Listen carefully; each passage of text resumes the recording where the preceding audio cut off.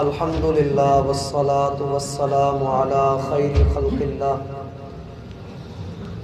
اعوذ باللہ من الشیطان الرجیم، بسم اللہ الرحمن الرحیم۔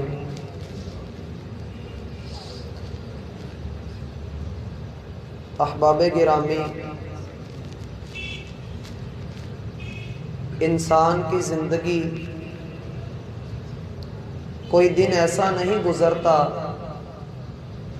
جس میں اس سے بھول نہ ہوتی ہو، خطا نہ ہوتی ہو، گناہ نہ ہوتا ہو۔ نبی اکرم صلی اللہ علیہ وسلم کا فرمان ہے، کل بنی آدم خطاء، آدم کا ہر بیٹا گناہ گار ہے، گناہ کرنے والا ہے۔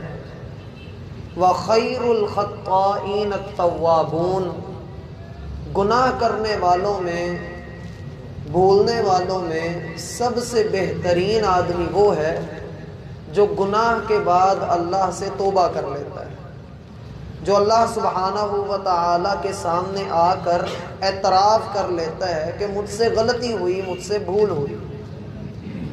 اور ہم نے توبہ کے متعلق یہ بات آپ کے سامنے رکھی کہ آدمی اگر سچی، خالص اور سچی توبہ کرنا چاہتا ہے تو اس کی پہلی شرط یہ ہے کہ وہ اس گناہ کو چھوڑ دے جو گناہ وہ کر رہا ہے۔ دوسری شرط یہ ہے کہ اس گناہ کو آئندہ نہ کرنے کا عہد بھی کرے کہ میں دوبارہ زندگی میں یہ گناہ نہیں کروں گا۔ مستقبل کا اللہ کو علم ہے، لیکن یہ اپنے رب سے یہ کہے ضرور کہ اللہ میں یہ گناہ دوبارہ کبھی نہیں کروں گا۔ اور تیسری شرط یہ کہ ندامت کا اظہار کرے، دل میں اس گناہ کو برا سمجھے، اس پر شرمندہ ہو۔ ان تین شرائط کے بعد بندے کی توبہ کھری ہو جاتی ہے۔ اور رسول اللہ صلی اللہ علیہ وسلم کا یہ فرمان ہمیشہ مد نظر رکھنا چاہیے، یا ایھا الناس توبوا الی اللہ، اے لوگو اللہ رب العالمین کی طرف پلٹو، اللہ رب العالمین کے حضور توبہ کرو۔ فَإِنِّي أَتُوبُ إِلَى اللَّهِ مِئَةَ مَرَّةٍ، میں اللہ رب العالمین کے سامنے 100 مرتبہ ایک دن میں توبہ کرتا ہوں۔ اس حدیث میں، یہ مختصر سی حدیث جو سیدنا ابو ہریرہ سے بھی مروی ہے، سیدنا معاذ بن یسار رضی اللہ عنہما سے بھی مروی ہے، اس مختصر سی حدیث کے اندر چند ایک اہم اسباق ہیں۔ پہلا سبق تو یہ کہ جس بندے کو توبہ اور استغفار مل جاتا ہے اسے در حقیقت اللہ کی رضا بھی مل جاتی ہے۔ جو اللہ سبحانہ و تعالی کی طرف پلٹ آتا ہے، اللہ کے رسول صلی اللہ علیہ وسلم کا فرمان سنیے، آپ علیہ السلام فرماتے ہیں، اللہ رب العالمین کو بہت خوشی ہوتی ہے، اس بندے سے بھی بڑھ کر اللہ کو خوشی ہوتی ہے کہ جس بندے کی ایک سواری ہو، ایک اونٹنی ہو، اور اونٹنی پر اس کا ذات راہ ہو، سفر کا سامان ہو، کھانے پینے کا سامان ہو، اور وہ ایک صحرا کے اندر سفر کر رہا ہو۔ وہ کچھ دیر سستانے کے لیے، آرام کرنے کے لیے ایک جگہ پر رکتا ہے اور ایک درخت کے نیچے وہ اپنی اونٹنی کو کھڑا کر کے خود وہاں لیٹ کر آرام کرتا ہے۔ جب جاگتا ہے تو کیا دیکھتا ہے کہ اس کی اونٹنی بھی غائب ہے، اور اونٹنی پر جو تھیلا تھا، جو سامان تھا، کھانے پینے کی جو اشیاء تھی، وہ اونٹنی کے ساتھ ہی چلی گئی۔ اب یہ اس قدر غمگین اور مایوس ہوا بیٹھا ہے، اپنی موت کا انتظار کر رہا ہے کہ اس پورے صحرا کے اندر جھلستی ہوئی دھوپ ہے، دور دور تک کسی بندے کا نشان نہیں، اور میری ایک اونٹنی جس پر میری کھانے پینے کا سامان تھا، جس پر میں نے سفر کرنا تھا، وہ بھی غائب ہو گئی۔ اسی سوچ میں، اسی فکر میں اس کی آنکھ دوبارہ لگ جاتی ہے، یہ پھر سو جاتا ہے۔ اس کی آنکھ کھلتی ہے تو یہ اونٹنی کو اپنے سامنے پاتا ہے، اور اس وقت اس کی خوشی کا جو عالم ہوتا ہے، جس خوشی سے وہ نہال ہوتا ہے، جس خوشی کو وہ محسوس کرتا ہے، یہ وہی بندہ محسوس کر سکتا ہے جو اس صورتحال سے دوچار ہوا ہو۔ جو ایسی کیفیت میں مبتلا ہوا ہو وہی سمجھ سکتا ہے کہ جب ہر طرف سے دروازے بند ہو جائیں اور انسان کو نکلنے کا راستہ نظر آ جائے، اپنی زندگی کی بقا کا سامان نظر آ جائے، تو اس کی خوشی دیدنی ہوتی ہے۔ اور یہ بندہ جو صحرا میں اکیلا کھڑا ہے، یہ اپنی زبان سے خوشی کا اظہار کرتا ہے اور کیا کہتا ہے؟ اللہم انت عبدی وانا ربک، اے اللہ تو میرا بندہ ہے اور میں تیرا رب ہوں۔ اخطأ بشدت الفرح، اللہ کے رسول فرماتے ہیں خوشی کی شدت اتنی ہے، خوشی کا زور اتنا ہے کہ خوشی میں وہ ایک غلط جملہ بول گیا، اور کیا کہتا ہے کہ اللہ تو میرا بندہ ہے اور میں تیرا رب ہوں، حالانکہ کہنا تھا کہ اللہ تو میرا رب ہے اور میں تیرا بندہ ہوں۔ اللہ کے رسول صلی اللہ علیہ وسلم فرماتے ہیں جتنی اس بندے کو خوشی ہوتی ہے، اس سے بھی کہیں بڑھ کر اللہ کو خوشی ہوتی ہے جب بندہ توبہ کرتا ہے، جب بندہ توبہ کرتا ہے۔ اور یہاں یہ نقطہ بھی ذہن میں رکھیے، اللہ کو ہماری توبہ کی ضرورت نہیں ہے، وہ تو غنی ہے، بے نیاز ہے۔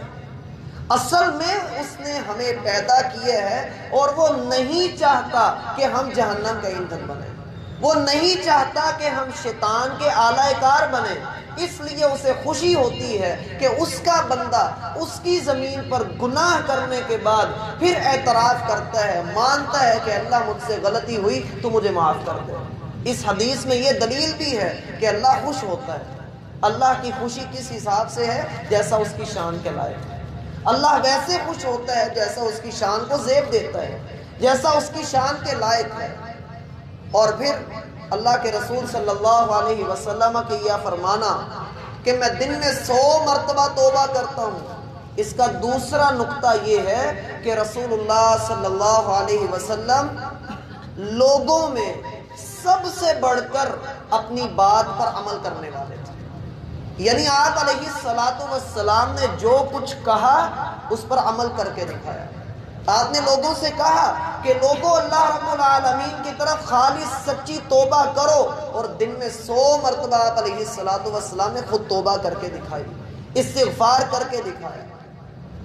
اور اللہ کے رسول صلی اللہ علیہ وسلم فرماتے ہیں، سنن ابن ماجہ کی صحیح روایت ہے، طوبی لمن وجد فی صحیفتہ استغفارا کثیرا، اس بندے کے لیے بڑی خوشخبری ہے جو کل قیامت کے دن چاہتا ہے کہ اس کا نامہ اعمال اسے خوش کر دے، جو چاہتا ہے کہ اس کا نامہ اعمال اسے خوش کر دے، اسے چاہیے کہ وہ استغفار کثرت سے کیا کرے، کثرت سے اللہ رب العالمین سے توبہ کیا کرے۔ امام حسن بصری رحمہ اللہ، ان کے پاس ایک شخص آیا، آ کر کہتا ہے امام صاحب میری کھیتی برباد ہو رہی ہے، اللہ سے دعا کیجئے، کوئی وظیفہ بتائیے کہ کھیتی کے اوپر بارش برسے اور میری کھیتی پھلے پھولے۔ انہوں نے جواب دیا کہ جاؤ اور جا کر استغفار کرو، اللہ سے استغفار کرو، توبہ کرو۔ کچھ دیر کے بعد دوسرا شخص آیا اور کہنے لگا امام صاحب میرے پاس اولاد موجود نہیں ہے، بیٹا چاہیے لیکن اولاد نہیں ہے، بیٹا نہیں ہے، امام صاحب کوئی وظیفہ بتاؤ کہ جو میں کروں اور اللہ مجھے بیٹا عطا کر دے۔